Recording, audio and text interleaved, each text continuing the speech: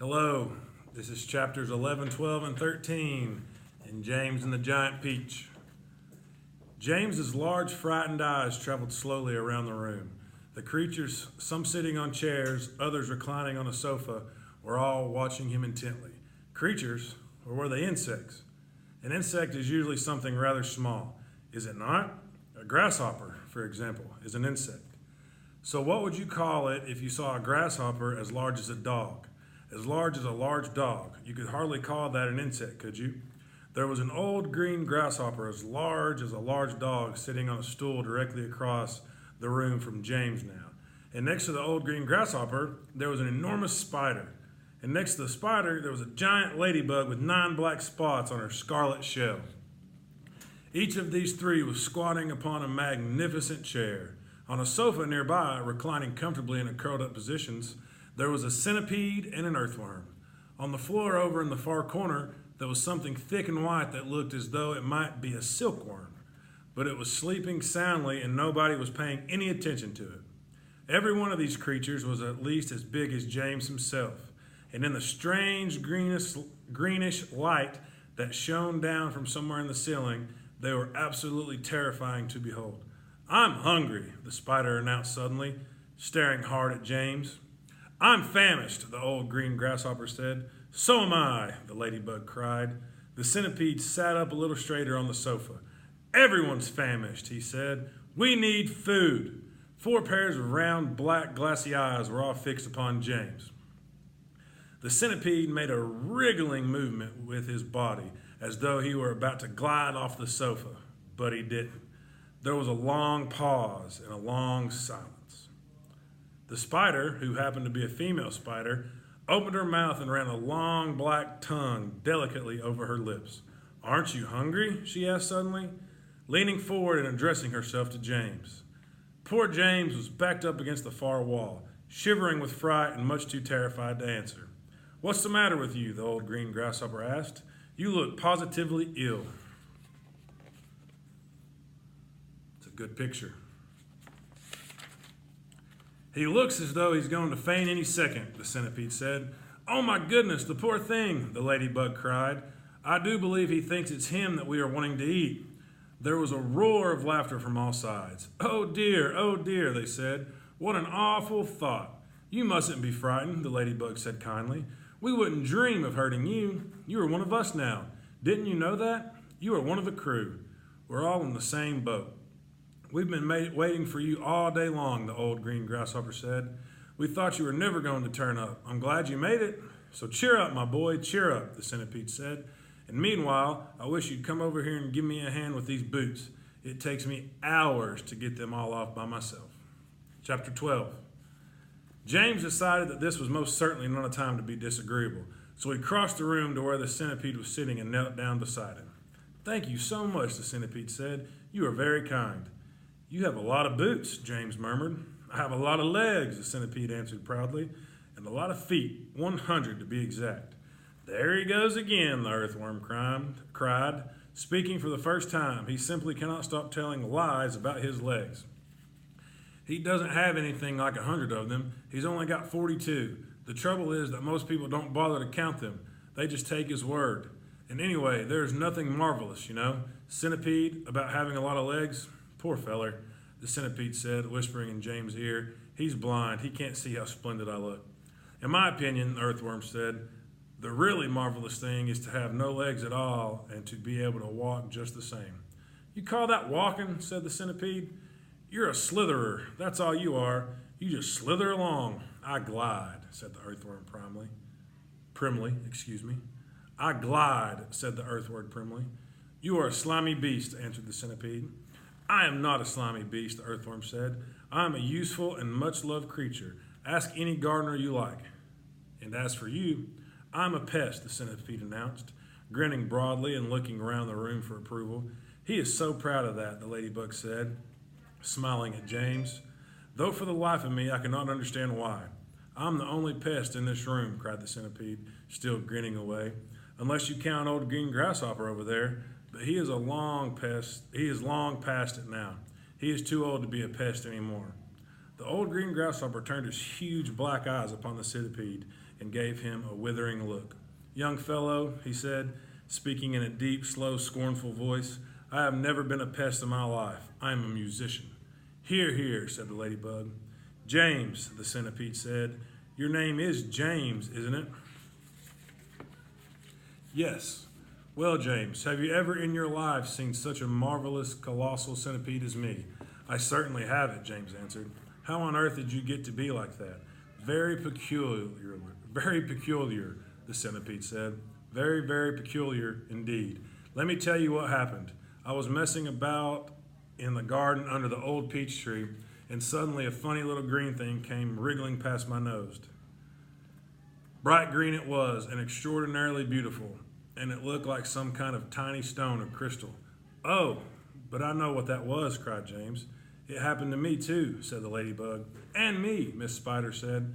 "Suddenly, there were little green things everywhere. The soil was full of them. I actually swallowed one," the earthworm declared proudly. "So did I," the ladybug said. "I swallowed 3, the centipede cried. "But who's telling the story anyway? Don't interrupt." "It's too late to tell stories now," the old green grasshopper announced. "It's time to go to sleep." "I refuse to sleep in my boots," the centipede cried. "How many more are there to come off, James?" "I think I've done about 20 so far," James told him. "Then that leaves 80 to go," the centipede said. 22, not 80, shrieked the earthworm. "He's lying again." The centipede roared with laughter. "Stop pulling the earthworm's leg," the ladybug said. This sent the centipede into hysterics. "Pulling his leg," he cried, wriggling with glee and pointing at the earthworm. "Which leg am I pulling? You tell me that." James decided that he rather liked the centipede. He was obviously a rascal, but what a change it was to hear somebody laughing once in a while. He had never heard Aunt Sponge or Aunt Spiker laughing aloud in all the time he had been with them. "We really must get some sleep," the old green grasshopper said. "We've got a tough day ahead of us tomorrow. So would you be kind enough, Miss Spider, to make the beds?" Chapter 13. A few minutes later, Miss Spider had made the first bed. It was hanging from the ceiling, suspended by a rope of threads at either end, so that actually it looked more like a hammock than a bed. But it was a magnificent affair, and the stuff that it was made of shimmered like silk in the pale light. "I do hope you'll find it comfortable," Miss Spider said to the old green grasshopper.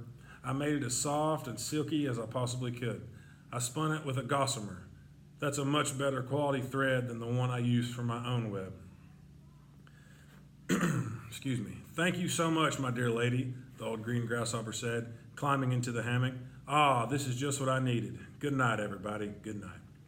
Then Miss Spider spun the next hammock and the ladybug got in. After that, she spun a long one for the centipede and an even longer one for the earthworm. "And how do you like your bed?" she said to James when it came to his turn. "Hard or soft?" "I like it soft, thank you very much," James answered. "For goodness sake, stop staring around the room and get on with my boots," the centipede said. "You and I are never going to get any sleep at this rate, and kindly line them up neatly in pairs as you take them off. Don't just throw them over your shoulder." James worked away frantically on the centipede's boots. Each one had laces that had to be untied and loosened before it could be pulled off.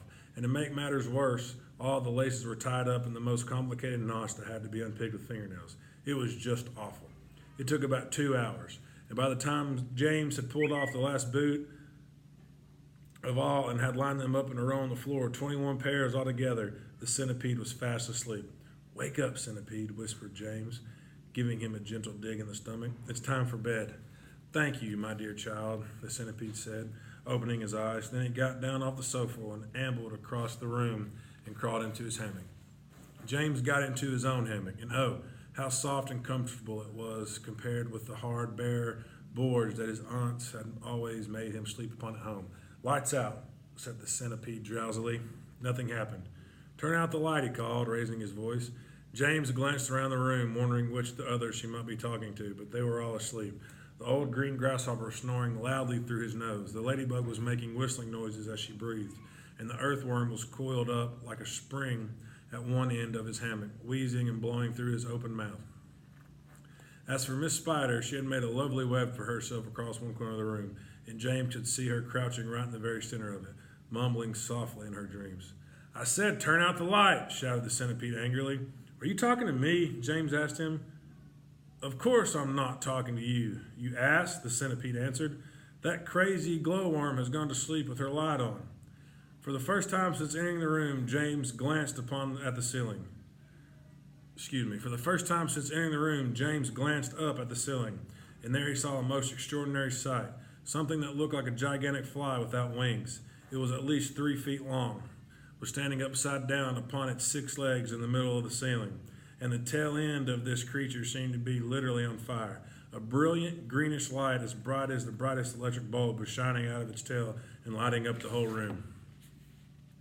Is that a glowworm? Asked James, staring at the light. It doesn't look like a worm of any sort to me. Of course it's a glowworm, the centipede answered. At least that's what she calls herself. Although, actually, you are quite right. She isn't really a worm at all. Glowworms are never worms. They are simply lady fireflies without wings. Wake up, you lazy beast.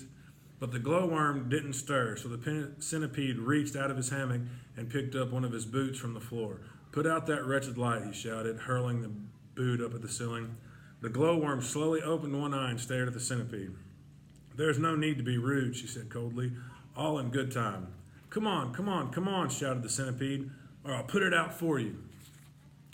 Oh, hello, James, the glowworm said, looking down and giving James a little wave and a smile. I didn't see you come in. Welcome, my dear boy, welcome, and good night. Then click, and out went the light. James Henry Trotter lay there in the darkness with his eyes wide open, listening to the strange sleeping noises that the creatures were all making around him, and wondering what on earth was going to happen to him in the morning. Already, he was beginning to like his new friends very much. They were not nearly as terrible as they looked. In fact, they weren't really terrible at all. They seemed extremely kind and helpful in spite of all the shouting and arguing that went on between them. Good night, old green grasshopper, he whispered. Good night, ladybug. Good night, Miss Spider. But before he could go through them all, he had fallen fast asleep.